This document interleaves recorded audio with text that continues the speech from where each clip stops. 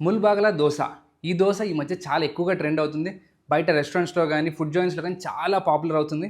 Bengaluru city పక్కన ఉండే ఒక చిన్న టౌన్ పేరే ముల్బాగల. అక్కడి నుంచి వచ్చిన దోస. సో, ఇవాళ మనం ఆ సింపుల్ రెసిపీ చేసుకుందాము. ఇది లోపల సాఫ్ట్‌గా, స్పంజీగా ఉండిద్ది.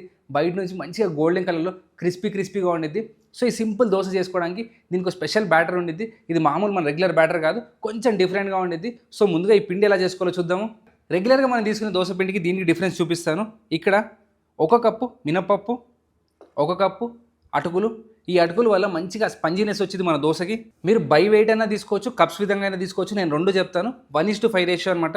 1 కప్పు మినపప్పు తీసుకుంటే 5 కప్పులు రైస్ తీసుకోవాలి. అదే గ్రామ్స్లో అనుకోండి, 100 గ్రామ్స్కి 500 గ్రామ్స్ అనమాట. సో 1 కప్పు మినపప్పు, 5 కప్పుల బియ్యం, 2 టేబుల్ స్పూన్ల కందిపప్పు, శనగపప్పు. ఇవి వేసుకోవడం వల్ల మనకు దోశ మంచి బ్యూటిఫుల్ గోల్డెన్ కలర్లో వచ్చింది. పప్పులో మనందరికీ తెలుసు ప్రోటీన్ ఉండిద్ది. సో ఆ ప్రోటీన్ వల్లే అనమాట మనకు మంచి కలర్ వచ్చేది, ఆ మయాడ్ ఎఫెక్ట్ వచ్చేది. సో ఒక 2 టేబుల్ స్పూన్లు అంతా కందిపప్పు, 2 టేబుల్ స్పూన్లు అంతా శనగపప్పు. ఈ పప్పుల వల్ల రంగే కాదు, క్రిస్పీనెస్ కూడా వీటి వల్లే వచ్చింది అనమాట. అలానే మెంతులు, దోశలకు కానీ ఇడ్లీలకు కానీ మంచి అరోమా యాడ్ చేసేది ఈ మెంతులే అనమాట. సో మెంతులు అస్సలు మిస్ చేయకండి. ఒక 1/2 స్పూన్ అని మెంతులు. దోశ సాఫ్ట్గా స్పంజీగా రావాలి అంటే అటుకులు వేసుకోవాలి. అటుకులు ఆ స్పంజీనెస్ ఇస్తుంది. స్పంజ్ దోశ రెసిపీలో కూడా అటుకులు కంపల్సరీగా వేసుకుంటాం. సో ఇందులో కూడా ఒక 50 గ్రామ్స్ అటుకులు. అటుకులు లైట్ వెయిట్గా ఉంటాయి కాబట్టి చూడడానికి కప్పు నిండా కనిపిస్తుంది. కప్పుల్లాగా వేసుకుంటే 1 కప్ వేసుకోండి, బై వెయిట్ వేసుకుంటే 50 గ్రామ్స్ వేసుకోండి. ఇంకో మేజర్ ఇంగ్రీడియంట్ సోయాబీన్స్. ఇండియాలో ఉండే వాళ్ళకి అవసరం లేదు, కానీ అబ్రాడ్లో ఫారిన్ కంట్రీస్లో స్పెషల్గా కోల్డ్ కంట్రీస్లో ఉండేవాళ్ళు ఈ సోయాబీన్ వేసుకోండి. ఈ సోయాబీన్ వేసుకోవడం వల్ల మనకు ఫర్మెంటేషన్, ఆ పిండి పులవడం అనేది చాలా ఫాస్ట్గా అవుతుంది. మన బయట దేశాల్లో తెలుసు పెరుగు తోడుకోదు, దోశపిండి సరిగ్గా ఫర్మెంట్ అవ్వదు, కొన్నిసార్లు 2 రోజులు పెడతారు. అదే మీరు ఈ సోయాబీన్ వేసుకుని అనుకోండి, మీకు ఆ ఫర్మెంటేషన్ ప్రాసెస్ అనేది చాలా ఫాస్ట్ అప్ అవుతుంది. సో ఇండియాలో అయితే అవసరం లేదు, అబ్రాడ్లో ఉండే వాళ్ళైతే కొన్ని 1 టీ స్పూన్ అని సోయాబీన్ వేసుకోండి. ఇలా అన్నీ ఒక పెద్ద బౌల్లో వేసేసుకొని మొత్తం నీట్గా కలుపుకోండి. కలుపుకున్న తర్వాత మంచిగా ఒక 2 సార్లు కానీ 3 సార్లు కానీ కడిగేసుకోండి. కడిగిన తర్వాత దీని నిండా నీళ్లు పోసి నానబెట్టుకోండి. అట్లీస్ట్ 6 అవర్స్ నానాలి. మనకు ఆ మినపప్పు, శనగపప్పు, కందిపప్పు ఇవన్నీ మంచిగా నానాలి. బియ్యం కూడా నానాలి. సో ఒక 6 గంటలు ముందు రోజు మధ్యాహ్నం నానబెట్టుకున్నాను అనుకోండి, సాయంత్రానికి మీకు గ్రైండ్ చేసుకోవడం పర్ఫెక్ట్గా రెడీ అవుతుంది. ఇవి చూడండి పర్ఫెక్ట్గా నానిపోయి రెడీగా ఉన్నాయి. దీన్ని మనం మిక్సీ జార్లో వేసుకొని పేస్ట్ చేసుకుందాము. చూడండి, గ్రైండ్ చేసుకున్న తర్వాత ఈ కన్సిస్టెన్సీలో ఉండాలి. ఈ విధంగా గ్రైండ్ చేసుకోండి. పిండి గ్రైండ్ చేసి వేసుకునేటప్పుడు ఎప్పుడన్నా పెద్ద బౌల్లో వేసుకోండి. చూడండి, నేను ఎంత తక్కువ వేసినా కానీ పొంగి గిన్నె నిండా అయింది. సో ఇలా పొంగుతుంది. అటుకులు మనం వేసుకున్న సోయాబీన్ వల్ల మంచిగా పొంగుతుంది. ఫర్మెంటేషన్ అనేది అదిరిపోతుంది. ఇలా బుడగలు నిండిపోయి ఎంత పర్ఫెక్ట్గా ఫర్మెంట్ అయిందో ఒక్కసారి కలిపేసుకోండి. పిండిని రుబ్బుకున్నప్పుడు ఎప్పుడు ఉప్పు వేయకూడదు. అలా ఉప్పు వేసుకోవడం వల్ల పులవడం అనేది ప్రాసెస్ చాలా ఎక్కువ టైం పడుతుంది. సో పిండి అంతా పులిసిపోయిన తర్వాతే ఉప్పు వేసుకోండి. ఒక 1.5 స్పూన్ అంతా ఉప్పు వేసి కలిపేసుకోండి. చూడండి, మనకి ఈ కన్సిస్టెన్సీలో ఉండాలి పిండి. పిండి చక్కగా పులిసింది అనుకోండి, మనకి బుడగలు అనేవి మంచిగా ఉంటాయి. ఇలా బుడగలు వచ్చినప్పుడు మనకు ఆ స్పంజీ టెక్స్చర్ వచ్చేది. ముల్బాగల దోశ పిండి చూస్తారు అంతే అనుకుంటున్నారా? కాదు. ఆ దోశ అంత ఫేమస్ అవ్వడానికి కారణం దానికి పూసే ఎర్రకారం, దాంట్లో వేసే పుట్నాల పొడి, ఆ మసాలా అన్నీ చేసుకుందాం ఇవాళ. చాలా ఫాస్ట్గా చూపించేస్తాను రెసిపీలు. నేను ముందే చాలా ఫాస్ట్గా మాట్లాడతాను, ఇంకా ఫాస్ట్గా రెసిపీ చూపిస్తాను అంటే మీరు 0.5xలో చూడాలి. సో ప్యాన్లో కొంచెం నూనె, చాలా కొంచెమే వేసుకోండి. నూనెలో వెల్లుల్లి అలానే ఎండుమిరపకాయలు, ఈ రెండింటిని నూనెలో లైట్గా వేయించుకోండి. ఈ పుట్నాల పొడి ఓన్లీ ఈ దోసకే కాదు, ఇడ్లీతో తిన్నా కూడా చాలా టేస్టీగా ఉంటుంది. నేనైతే రైస్తో కూడా ట్రై చేశాను, అదిరిపోయింది. కొంచెం నెయ్యి వేసుకొని తిన్నాం అనుకోండి రైస్తో.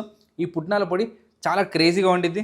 ఇవి లైట్గా వేగుతున్నప్పుడు దీంట్లో 1 చెంచా జీలకర్ర, కొంచెం చింతపండు, కరివేపాకు, 1 కప్ అని పుట్నాలు, అలానే దీంట్లో కొంచెం ఉప్పు. పుట్నాలు వేసి స్టవ్ ఆపేయచ్చు.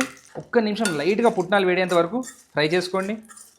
ఈ పుట్నాల్ని చల్లార్చుకొని ఒక ఫైన్ పౌడర్లా చేసుకోండి. మన పుట్నాల మసాలా రెడీ అయిపోతుంది. చూడండి, మన పుట్నాల కారం రెడీ అయిపోయింది. కొంచెం టేస్ట్ చూడండి. మీకు ఇంకా ఇందులో ఉప్పు కావాలి అంటే కొంచెం కలుపుకోండి, కానీ పర్ఫెక్ట్గా సరిపోయింది నాకైతే. ముల్బగల్ దోశ పొడి చూస్తారు కదా, ఇప్పుడు దీనికి కావాల్సిన ఆలు మసాలా చేసుకుందాము. దీన్ని పలయ అని చెప్పుకుని అంటారు. రాయలసీమ ఈ ప్రాంతంలో కూడా దీన్ని పలయ అనే పిలుస్తారు. కర్ణాటక, బెంగళూరులో కూడా పలయ అని అంటారు. సో బేసిక్గా ఆలు మసాలా అనమాట. ప్యాన్లో కొంచెం నూనె, కొన్ని ఆవాలు లైట్గా చిటపటలాడుతున్నప్పుడు ఒక ఎండుమిరపకాయ, కొన్ని పచ్చిమిరపకాయలు, అలానే ఉల్లిపాయ. దోశ మసాలా కన్నప్పుడు ఎప్పుడైనా ఉల్లిపాయ ఇలా కొంచెం లావుగా సన్నగా పొడుగ్గా కట్ చేసుకోవాలి. కొంచెం పసుపు. ఈ ఉల్లిపాయలు ఎక్కువగా వేయకూడదు, జస్ట్ లైట్గా స్వెట్టింగ్ అంటాం కదా, కొంచెం వేగినట్టు అవ్వాలి నూనెలో, అంతే.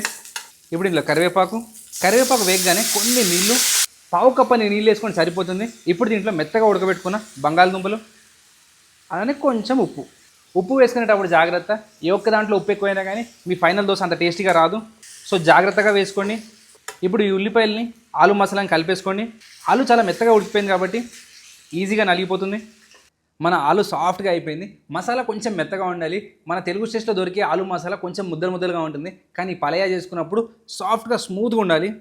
చివర్లో దీంట్లో కొంచెం కొత్తిమీర, కొంతమంది దీంట్లో నిమ్మరసం కూడా వేస్తారు. మీకు కావాలి అంటే వేసుకోండి. దోశల్లో I don't prefer it, so నేను వేయట్లేదు. సో కొత్తిమీర వేసుకొని కలిపేసుకోండి. ఇంతే మన సింపుల్ టేస్టీ పలయా రెడీ అయిపోయింది. పలయా కూడా అయిపోయింది కదా, రెసిపీ అయిపోయింది అనుకుంటున్నారా? కాలేదు. దీనికోసం ఒక ఎర్ర కారం ఉండిద్ది, చాలా క్రేజీగా ఉండిద్ది. రాయలసీమ వైపు కూడా చాలా ఫేమస్ అనమాట, అదిరిపోయే రేంజ్లో ఉండేది. దీని పేరు కూడా ఉల్లిపాయ కారం అంటారు. సో ఉల్లిపాయ కారమే అనమాట. నేను కొంచెం ఫ్లేవరింగ్స్ వేస్తున్నాను దీంట్లో. మిక్సీ జార్లో ఒక ఉల్లిపాయ చాప్ చేసి వేసుకోండి. ఇందులో ఎండుమిరపకాయలు, కొంచెం వెల్లుల్లి, హాఫ్ స్పూన్ అంత జీలకర్ర, చిటికెడు పసుపు, కొంచెం కరివేపాకు. ఇంతే అండి, చాలా సింపుల్. దీన్ని గ్రైండ్ చేసేసుకుంటే మన ఎర్రకారం రెడీ అయిపోతుంది. ఓన్లీ ఉల్లిపాయ, వెల్లుల్లి, ఎండుమిరపకాయలతో చేస్తారు, కానీ నేను కరివేపాకు ఇవన్నీ వేసి ఇంకా దీని టేస్ట్ 10 టైమ్స్ పెంచాను. సో దీన్ని గ్రైండ్ చేసేసుకుంటే మన ఎర్రకారం రెడీ అయిపోతుంది.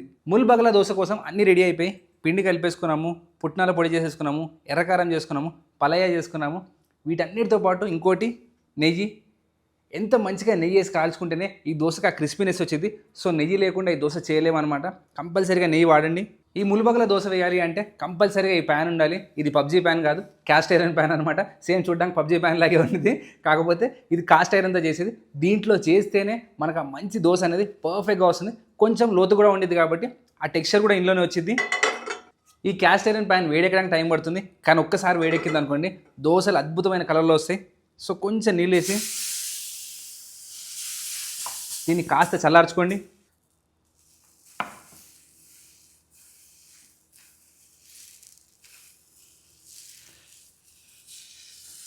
సైడ్స్ కూడా కొంచెం పిండి అంటించండి, అప్పుడే దీని ఐకానిక్ లుక్ వచ్చింది. దోశ వేసుకోగానే దీంట్లో జనరస్ అమౌంట్ ఆఫ్ నెయ్యిలో అస్సలు కాంప్రమైజ్ అవ్వకండి.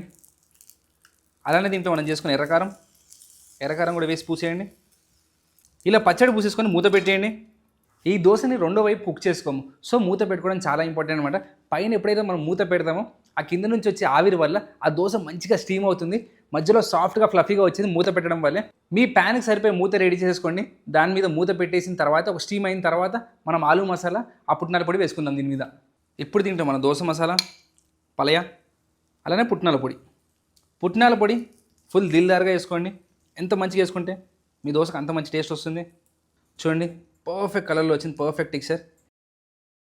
లోపల చూడండి ఎంత సాఫ్ట్గా స్పంజీగా ఉందో మన ఆలు మసాలాతో. ముల్బగల దోశ స్పెషాలిటీ ఇది. ఎడ్జెస్ స్పంజీగా ఉండిద్ది, మధ్యలో క్రంచీగా ఉండిద్ది. ఆలు మసాలా తీసుకొని దీన్ని కొబ్బరి చట్నీతో సర్వ్ చేసుకోండి, చాలా టేస్టీగా ఉండిద్ది. ఈ దోశలో టాపింగ్స్ ఎంత స్పెషల్, నెయ్యి కూడా అంతే స్పెషల్ అనమాట. కొంచెం ఎక్కువగానే పడుతుంది నార్మల్ దోశ కంటే కూడా. జనరస్గా వేసుకోండి, అప్పుడే మీ దోశ చాలా టేస్టీగా ఆ నెయ్యి సువాసనతో అదిరిపోతుంది. పచ్చడి కూడా అవసరం లేదు దోశకి, దాని లోపల ఉన్న టాపింగ్స్ అంత ఫ్లేవర్ఫుల్గా ఉన్నాయి. సో తప్పకుండా ట్రై చేయండి. కింద డిస్క్రిప్షన్లో ప్రాపర్ రెసిపీ ఉంది, తప్పకుండా ట్రై చేయండి. ఈ ముల్బగల దోశ ట్రై చేసి చెప్పండి ఎలా వచ్చింది ఈ సింపుల్ రెసిపీ.